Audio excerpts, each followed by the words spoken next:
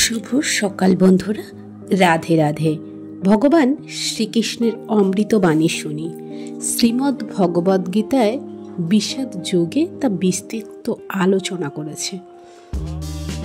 এখানে শ্রীকৃষ্ণকেই পরম ভগবান হিসেবে মানা হয়। তার প্রতিটি বাণী, তার প্রতিটি শ্লোক মন্ত্রের মতো উচ্চারিত হয়। কুরুক্ষেত্র যুদ্ধে রাজবংশ পিতামহ দুর্যোধনের হৃদয়ে ভাব বুঝতে পেরে তার প্রতি স্বাভাবিক করুণাবশত সিংহের মতো উচ্চনার্থে শঙ্খ বাজিয়ে তাকে উল্লাসিত করার চেষ্টা করলেন। পরোক্ষভাবে শঙ্খধ্বনির মাধ্যমে তিনি তার হতাশাচ্ছন্ন পৌত্র দুর্যোধনকে জানিয়ে দিলেন এই যুদ্ধে জয়লাভ করার কোনো আশাই নেই, কারণ ভগবান শ্রীকৃষ্ণ ছিলেন তার বিপক্ষে, কিন্তু তবুও যুদ্ধ করাই ছিল তার কর্তব্য। এ ব্যাপারে তিনি কোনো রকম অবহেলা করতে চাননি। তারপর শঙ্খ, ভেরি, পণব, আনাক ঢাক, শৃঙ্খলা সমূহ হঠাৎ একত্রে ধ্বনিত হওয়ার ফলে এক তুমুল শব্দ সৃষ্টি হয়। অপরপক্ষে সে দর্শচালিত এক দিব্য রথে স্থিত শ্রীকৃষ্ণ ও অর্জুন উভয় তাদের দিব্য শঙ্খ বাজালেন।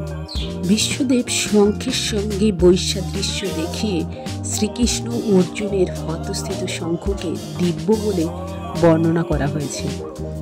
দিব্য শঙ্খের ধ্বনি এই সংকেতেই প্রদান করল যে ভগবান শ্রীকৃষ্ণ পাণ্ডবদের পক্ষে যোগ দান করার জন্য অপর পক্ষে বিজয়ী হওয়ার কোনো আশাই ছিল না। জয়ন্তু পাণ্ডব পুত্রানাং যোষাং পক্ষে জনার্দন।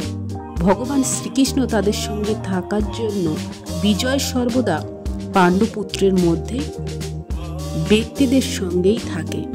ভগবান যেখানে থাকেন সৌভাগ্য লক্ষ্মীও সেখানেই অবস্থান করেন।